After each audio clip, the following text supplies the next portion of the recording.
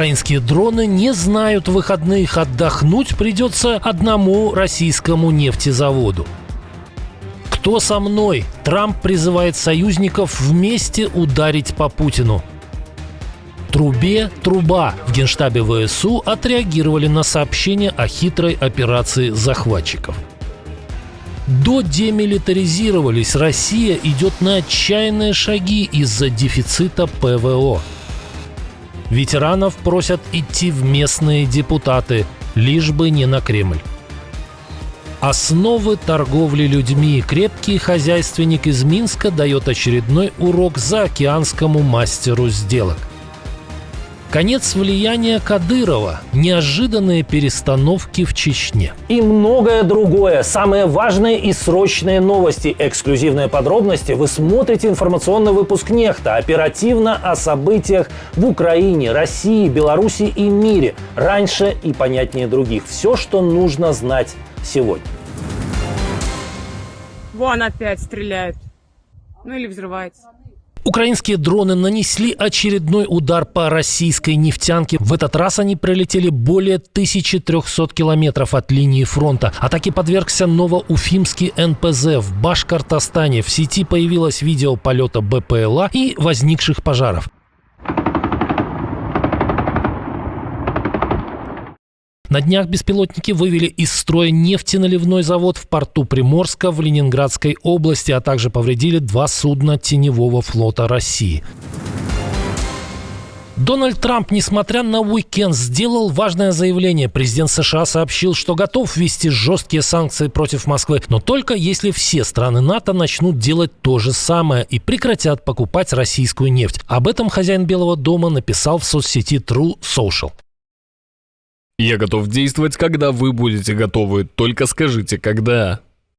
Трамп призывает союзников ввести пошлины для Китая на уровне 50-100%, чтобы повлиять на позицию Пекина. Если НАТО сделает так, как я говорю, война закончится быстро, и все эти жизни будут спасены. Если нет, вы просто тратите мое время, а также время, энергию и деньги Соединенных Штатов.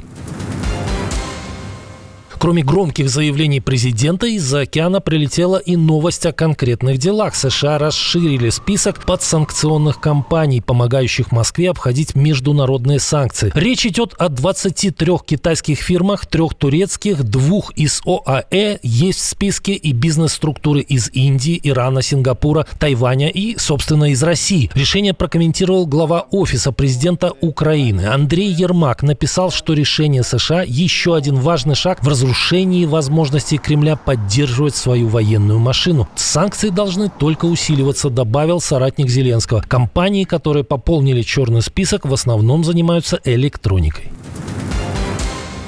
Генштаб Украины отозвался на тревожные вести об использовании оккупантами трубопровода для проникновения в Купянск. Ситуация в городе Купянске и его окрестностях под контролем ВСУ. Выход из трубопровода, который враг использовал для перемещения личного состава в Купянск, находится под контролем украинских защитников. Трубопровод не ведет непосредственно в город.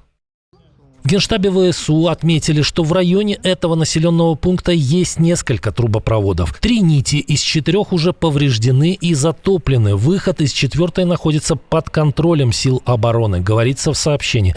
Одновременно в штабе признали, враг делает попытки накапливаться в северных окрестностях Купянска. В городе проводится контрдиверсионная операция. Вокруг города поисково-ударные действия. С начала операции за 2 недели потери противника составили 395 человек. Из них 288 безвозвратные. Кроме того, личный состав противника попадает в плен, пополняя обменный фонд и давая показания, которые будут использованы против оккупантов. О 3-й за время полномасштабного вторжения операции «Труба», проводимой захватчиками накануне, сообщил проект Deep State. Аналитики написали, что оккупанты смогли через газовую трубу преодолеть реку Оскол и попасть по суше в Купянск. Но свежая сводка Deep State не менее тревожна. Проект сообщает, враг продвинулся не только в Купянске на Харьковщине, но и в Днепропетровской области. По данным аналитиков, оккупанты имеют успех вблизи Кондрашовки и в Новоселовке. Тем временем успешные действия ГУР и других спецподразделений ВСУ по демилитаризации Крыма, особенно в сфере ликвидации ПВО оккупантов, привели к парадоксальной ситуации. Россия просит у Турции зенитно-ракетные комплексы. Речь идет о 2 дивизионах С-400. Их Анкара приобрела у Москвы еще в 2017 году за $2,5 миллиарда. Об этом пишет издание «Нефес», ссылаясь на источники в турецкой оборонке. Кстати, именно эта сделка тогда привела к дипломатическому кризису между Анкарой и Вашингтоном. Новые просьбы Москвы связаны с острой нехваткой комплексов ПВО у самой России. С-400 активно уходят в утиль на войне против Украины. У России практически не осталось свободных установок. В резерве находятся только те системы, которые уже задействованы на фронте или прикрывают военные объекты. По информации источников, турецкое руководство не говорит Москве «нет». Президент Эрдоган после июньского разгрома иранских объектов израильской авиации намекал на неэффективность российских систем.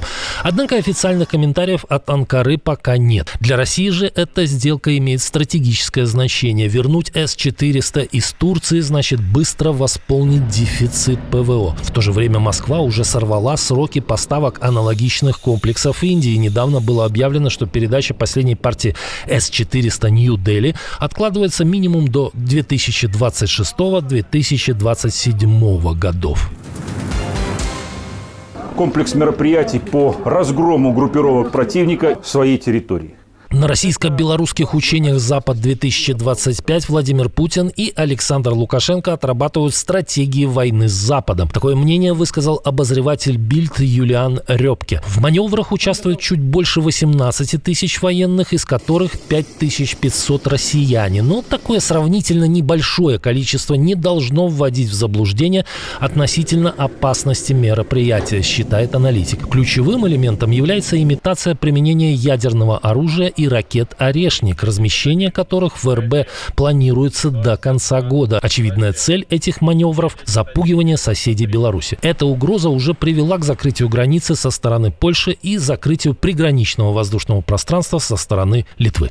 Официально на учениях Москва и Минск отрабатывают защиту Калининградской области от нападения НАТО. Но для этой защиты российская армия должна наступать из Беларуси, прокладывая так называемый Сувалкский коридор. Участок территории Польши и Литвы шириной около 60 километров, который соединит Беларусь и Калининград. Таким образом, пишет обозреватель, Россия под видом обороны ее анклава репетирует нападение на НАТО в этом регионе. Учения «Запад-2025» предполагают также борьбу с незаконными вооруженными формированиями. Юлиан Рёбке отмечает, что диверсантами имеются в виду критики режима, которых бездоказательно обвиняют в шпионаже в пользу Польши или Украины, чтобы затем заключить их в тюрьму.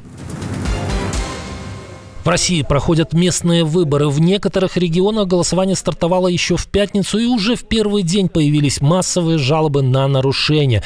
Бюджетников и студентов заставляют участвовать в голосовании, избирателей подкупают. Вместо независимых наблюдателей на участках чаще можно увидеть так называемых казаков, военных и полицейских. Среди кандидатов насчитывается рекордное количество так называемых ветеранов СВО – более 1600. В прошлом году таких было менее 500. Власти на протяжении всего года активно призывали ветеранов идти на выборы. Владимир Путин назвал их новой элитой страны, а для подготовки военных в госслужбе даже запустили специальную программу «Время героев». Самый большой процент кандидатов с опытом войны в Украине зафиксирован в Бурятии – более 10%. Второе место в этом списке занимает Тыва – почти 7%. Обе республики лидируют среди российских регионов по числу завербованных на войну россиян. Попытка интегрировать СВОшников в госструктуры связана со страхами Владимира Путина. На днях об этом писал Reuters со ссылкой на ряд источников в Кремле.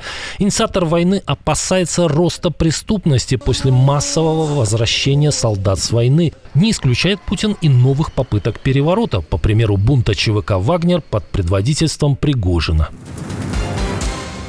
Одних заложников выпустил, других набрал. Спустя 2 дня после освобождения и фактической депортации в Литву полусотни узников режима Лукашенко стало известно о задержании очередного неугодного. Речь идет о журналисте Кирилле Поздняке. Он несколько лет вел YouTube-канал «Платформа 375». Этому проекту удавалось то, что давно не получалось у других – сводить для дискуссии изгнанных из страны оппонентов Лукашенко и его ярых апологетов. Но недавно канал по решению Комитета госбезопасности Беларуси был признан экстремистским формированием. Платформа 375 стала 311-й в этом черном списке. Ранее стало известно о задержании Олеся Любенчука, бывшего оператора телеканала «Белсат». Журналист уже отбыл 1 срок и вышел на свободу полгода назад, но не стал уезжать из страны. Не забывает режим Лукашенко набирать и заложников среди иностранцев. На прошлой неделе был задержан польский монах, якобы пытавшийся украсть секретные планы учений «Запад-2025». Дональд Трамп говорил, что ведет с Лукашенко переговоры об освобождении 1500 политзаключенных, но пока сильный лидер, как назвал его президент США, выпустил всего 500 взамен за снятие санкций с компании «Белавия». А вместо старых заложников всего за несколько дней за решетку отправили 3 новых, и в такие игры диктатор играет годами. Неожиданные новости из Чечни. 3 дочери Кадырова вдруг решили уйти из политики. Старшая Айшат покинула пост вице-премьера правительства региона. Отец поддержал это решение дочери. Об этом он рассказал в интервью РИА Новости.